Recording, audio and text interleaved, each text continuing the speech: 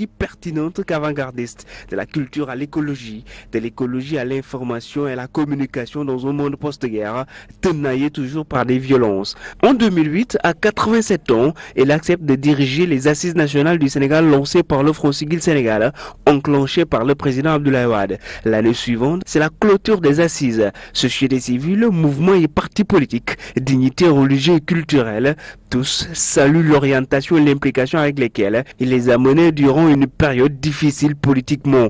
Lui met au centre de la réflexion du doyen Bao, chevillé, chevronné dans la politique et ses relents, dans la politique et la science. La science, un autre domaine qui le domine passionnément, chantre de la paix, émissaire du dialogue. J'ai également essayé de lutter contre les inégalités dans le monde. Amadou Mokhtar Mbow a traversé le temps, les époques. Ses réflexions sont aujourd'hui gardées en patrimoine. Un patrimoine bien sénégalais qui identifie l'homme à l'humaniste. Avec son décès, son teint a pâli à jamais. Une sombre tristesse. Hommage à lui. Il avait 103 ans. Je remercie Dieu de m'avoir donné la possibilité de vivre jusque maintenant.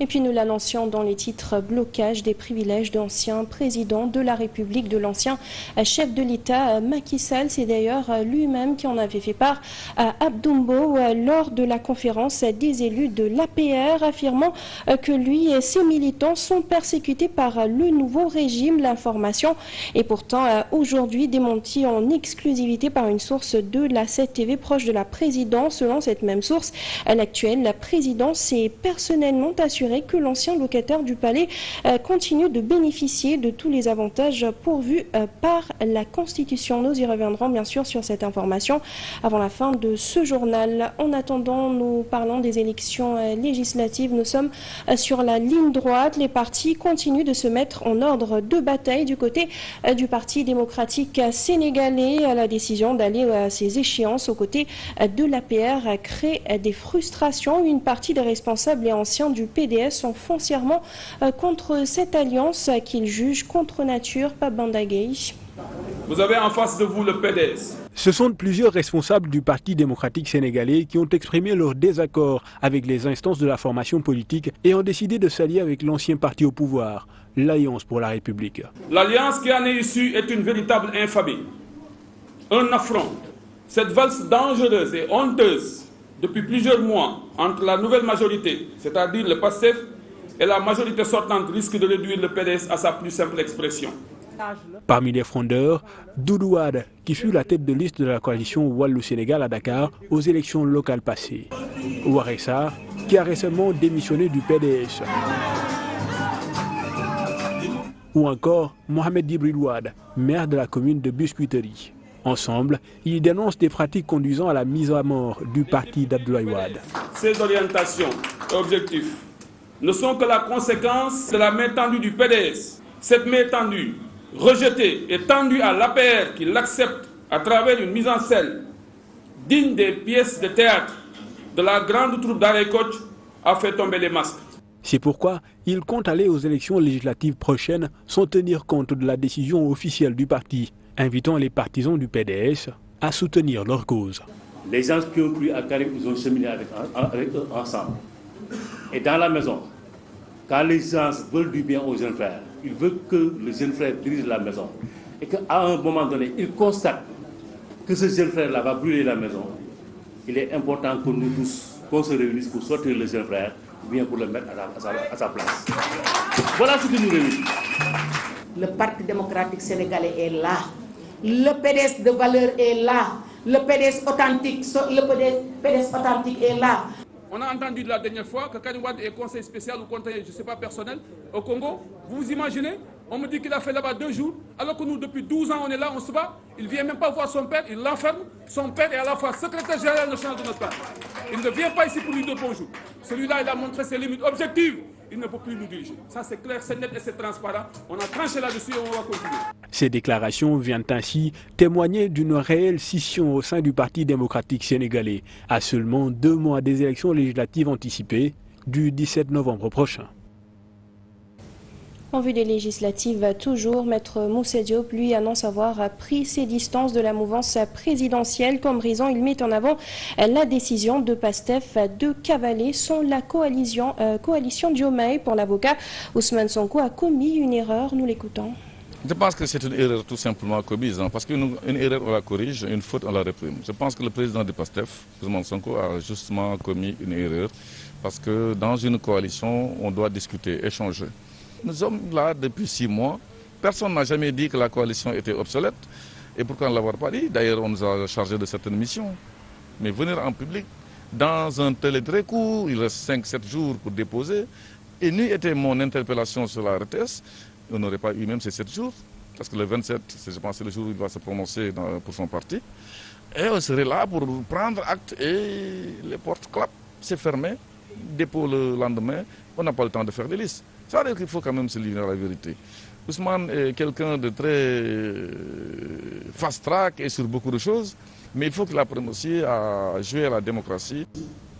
Pendant ce temps, l'activiste Abdou Karim Gueye, lui aussi, se lance dans la course aux législatives à travers une coalition dénommée Le Pouvoir au Peuple. Il compte briguer le suffrage des Sénégalais le 17 novembre prochain. Il a annoncé ses ambitions parlementaires hier face à la presse. Le pouvoir aux politiques, l'Assemblée au peuple. Voilà le slogan de cette nouvelle coalition qui veut postuler à son tour pour des sièges à l'Assemblée nationale. Nous voulons installer à l'Assemblée nationale des Sénégalais de tous bords, les paysans, les pêcheurs, les artisans, les sportifs. Nous voulons que toutes les couches de la population, y compris les journalistes, soient représentés à l'Assemblée nationale pour qu'on ait enfin une Assemblée du peuple. La coalition citoyenne veut un hémicycle en conformité avec les valeurs religieuses et morales de la société sénégalaise. Nous allons travailler à soumettre une loi à l'Assemblée nationale qui va consacrer le bannissement au Sénégal de tous les jeux de hasard. On ne tolérera plus que nos saints soient attaqués ou bien blasphémés. Surtaxer l'alcool et le tabac dont l'habit est nuisible à la santé. La peine de mort pour les détourneurs de deniers publics, pour les pédophiles, pour les homosexuels. À cela s'ajoutent des propositions de projets de réforme pour réduire les inégalités sociales et permettre l'accès universel aux services sociaux de base. À l'Assemblée nationale, nous défendrons la scolarisation universelle, un système éducatif public gratuit du primaire au secondaire, l'accès universel aux soins de santé avec une carte de sécurité familiale, les congés de maternité à 9 mois, dont 4 mois chômés et 5 mois travaillés à mi-temps. En route donc pour les législatives du 17 novembre prochain. Avec Abdou Karim Gueye comme tête de liste, la coalition citoyenne milite pour une représentation nationale de rupture qui pourra limiter et contrôler le pouvoir public avec froideur, mais aussi et surtout rééduquer la société sénégalaise.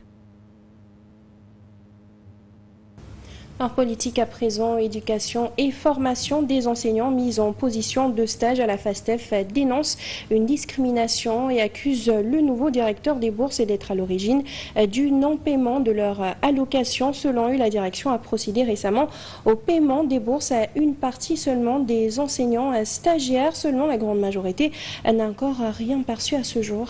Plus de 3 fois. Oui, je l'ai appelé au téléphone, j'ai discuté avec lui. Donc la première fois, ce qu'il m'a dit, il était dans les dispositions de nous payer. Il était dans les dispositions de nous payer. Mais maintenant, moi, je l'ai appelé au téléphone. Il me dit que l'État n'a plus les moyens pour nous payer nos bourses. Et que ça, c'est la première fois que cela s'est passé ici, au niveau de la FASTEF. Les stagiaires n'ont jamais fait de conférence de presse, ni de grève, ni rien du tout. Parce qu'il y a des lois qui nous résistent. Et le directeur qui était là avait déjà commencé à faire vraiment commencer à payer. Et il était dans la disposition de payer la deuxième liste. Mais malheureusement, ce nouveau directeur, à savoir M. Diatta, il a catégoriquement refusé de payer les bourses. C'est une première dans l'histoire. C'est une première dans l'histoire vraiment de la FASTEF. Oui.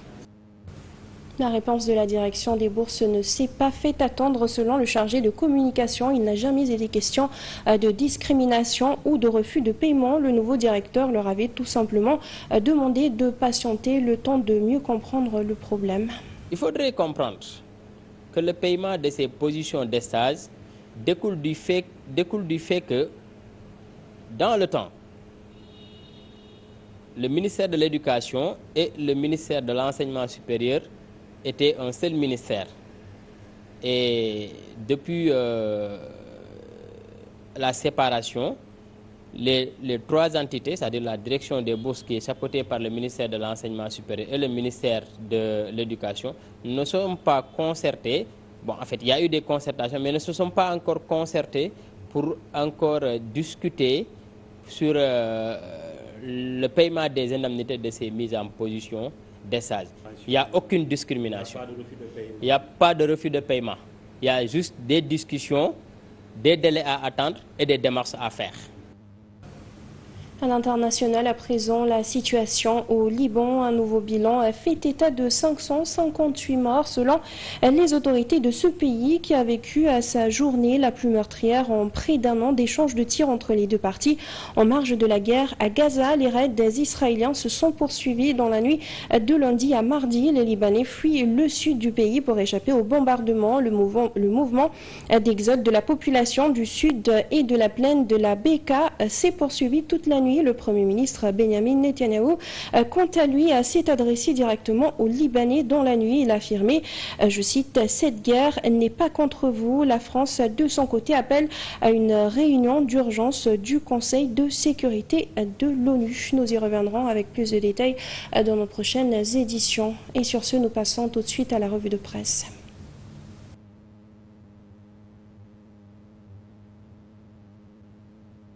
Bonjour. Les élections législatives anticipées du 17 novembre et la découverte d'une pirogue au large de Dakar avec les corps de migrants sont les sujets qui se bousculent à la une des quotidiens parus ce mardi.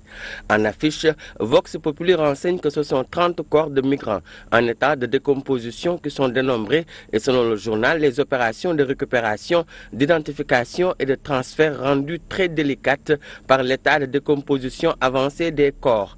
Libération livre les témoignages de l'horreur. Dans le journal, un pêcheur confie la pirogue avait le drapeau allemand et cela renseigne qu'elle vient de Mbour. On s'est approché mais l'odeur qui s'y dégageait était horrible. Il n'y avait que des squelettes. L'autre détail important est l'absence d'eau dans la pirogue. En effet, cela renseigne que les candidats au Barça ou à la Barsac se sont perdus en mer durant plusieurs semaines avant de mourir de faim et de soif, rapportent les témoignages. Une terrible faim. Écrit Libération. L'Observateur parle de 38 corps recensés dans cette pirogue de migrants, dont 2 ressemblant à ceux de femmes. Le journal fait remarquer qu'il était impossible d'identifier les dépouilles désintégrées. Plusieurs quotidiens s'intéressent à la provenance de cette pirogue découverte avec une trentaine de corps de migrants. L'Observateur rapporte le nom du navire transportant les cadavres de migrants qui ouvre une piste. Il s'agit du navire SSMB 024. Vox Populi souligne qu'à Yoff, des témoignages d'acteurs du secteur croient savoir qu'il s'agit de l'embarcation en provenance de Mbour qui était restée sans nouvelles depuis plus d'1 mois. Cette même information a été confirmée dans Bës Bi Le Jour par un acteur du secteur de la pêche qui estime aussi que ça devrait être l'embarcation partie de Mbour il y a 2 mois sans nouvelles, écrit le quotidien Bës Bi Le Jour. Le journal Le Témoin est plus formel, il révèle à sa une que la pirogue de cadavres des mamelles était partie de Mbour il y a une 50aine de jours. Le journal Enquête, qui consacre un large dossier sur le sujet de l'immigration irrégulière, estime qu'il s'agit d'une faillite collective. Le journal fait remarquer qu'après la République dominicaine, Dakar et Mbour constituent le drame de trop, dit Enquête. La publication rapporte que du 1er janvier au 15 septembre 2024, 26 758 migrants ont atteint les côtes des îles Canaries à bord de 394 pirogues. Selon les chiffres du ministère espagnol de l'Intérieur, c'est presque le double par rapport à la même période en 2023 où il a été enregistré 14 454 migrants pour 258 embarcations, soit une augmentation de 85,1% en 2024 selon les chiffres du gouvernement espagnol. Un dossier à lire dans le journal Enquête. Les élections législatives anticipées du 17 novembre s'affichent aussi à la une des journaux. Le quotidien signale que Khalifa Sall et compagnie passent à l'offensive en perspective des élections législatives du 17 novembre. À moins de 2 mois de ces joutes électorales, une nouvelle coalition politique vient de voir le jour. Elle est baptisée Sam Sa Kaddu, Sauver le Sénégal. Ce front est constitué de plusieurs partis et mouvements politiques, rapporte le quotidien Tribune. parle de 7 grosses pointures unies dans la coalition Sàmm Sa Kàddu. Le journal Les Échos nous donne les noms. Il s'agit de Anta Babacar, Bougane Gueye Dany, Pape Djibril Fall et Thierno Bocoum qui rejoignent Taxawu de Khalifa Sall, le PUR de Serigne Moustapha Sy et le PRP de Déthié Fall. Le journal Bës Bi Le Jour parle ainsi de combinaison contre Pastef avec Taxawu, PUR, PRP, ARC, Gëm Sa Bopp, etc. dans Sàmm Sa Kàddu. Et Bës Bi Le Jour qui affiche la photo des membres de la coalition révèle que Barth est pressenti tête de liste de Sàmm Sa Kàddu. D'ailleurs, l'I Quotidien affiche déjà le duel inévitable entre Barthélémy Dias et Ousmane Sonko lors des législatives. À quelques jours de la rentrée scolaire pour l'année académique 2024-2025, l'occasion semble propice selon Sud Quotidien pour revisiter les grands défis qui attendent l'école. C'est tout. Très bonne lecture. Et c'est tout pour ce journal. Merci à vous de l'avoir suivi. Comme toujours à 14h, vous avez le Wolof. Merci, bonne suite de programme sur la 7 TV.